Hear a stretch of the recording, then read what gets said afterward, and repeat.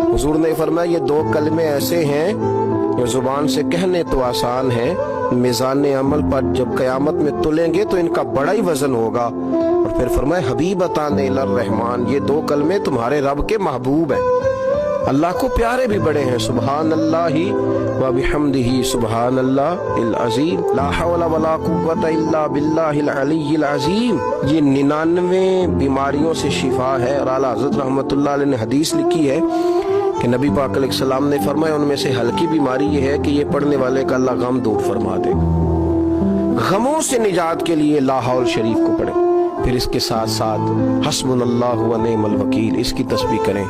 और जो चाहता है कि मैं रहमत में नहला दिया जाऊं, मेरे चारों जानब करम ही करम हो, आसानी ही आसानी हो, तो फिर वो तस्बीह ले ले और दुरूद व सलाम पढ़ना शुरू कर दे।